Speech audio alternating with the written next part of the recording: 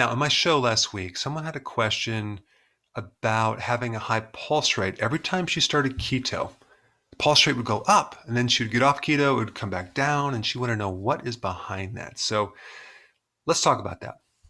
Now, when you do keto, you're lowering your carbohydrates. But going on a keto diet doesn't necessarily require you to increase other nutrients. It's really just about lowering your carbs. So as long as you lower your carbs, you produce ketones and you're on the ketogenic diet. But there's a version of the ketogenic diet, which I always recommend, called healthy keto. And what that means is this. You're doing low carb, but you're also making sure you're eating foods to include all the nutrients that your body requires. One of the interesting things that happens when you go low carb is that you are no longer holding on to a lot of your glucose, the glucose that's stored, glycogen. And this especially occurs when you do fasting. So if you're combining keto with fasting, because just within a day, you can lose a lot of your glycogen, which is stored glucose in your liver. And what you need to know is that glycogen is a sponge that holds a lot of fluid. You see, when you store fat as adipose tissue, you're not storing any fluid at all.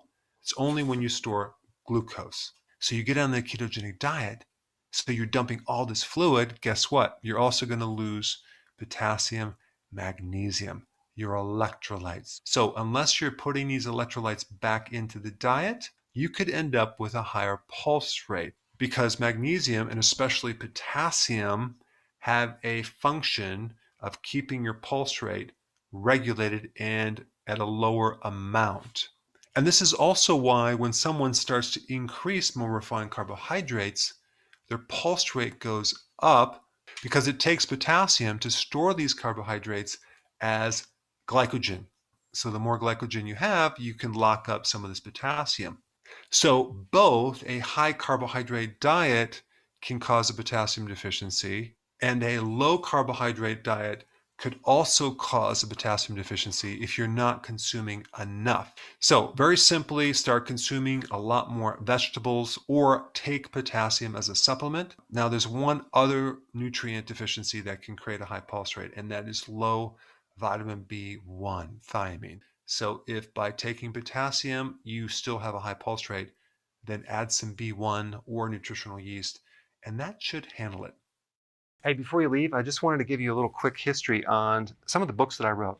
This was one of the first books. It's called Dr. Berg Body Shapes. It was my attempt at writing about body types.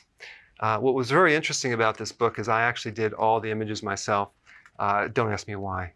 They look actually not quite as professional as some of the images that I have in the new book. But anyway, this is my first attempt right here called Dr. Berg's Body Shape Diets.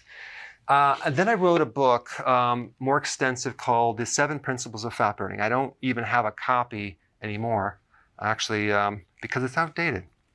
The next book, I put about 1,000 hours into this one right here called The New Body Type Guide. Major updates on the body types. I put a lot of energy into this. It has professional images, graphics, all sorts of things.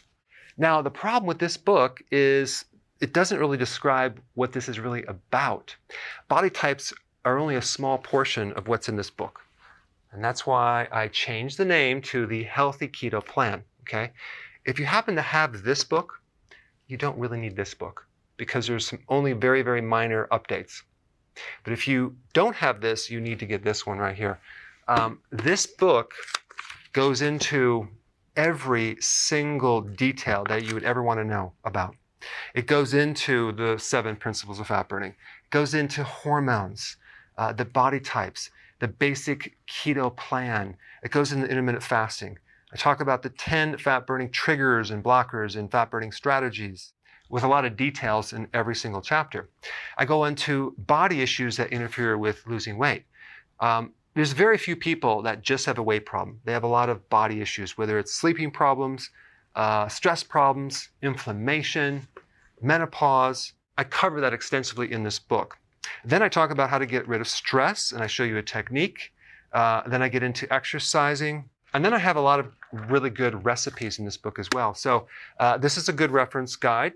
On my website, if you get this book, you get this one free. It's called Healthy Keto and Intermittent Fasting. This is the shortcut, quick guide to this book. And the reason I created this book is to have you, within 45 minutes, learn how to do keto, okay, in intermittent fasting, exactly what you need to do. Then you can fill in the blanks with this book right here. So right now I'm doing a special. If you get this book, you get this one totally free, or you can go to Amazon and get these individually.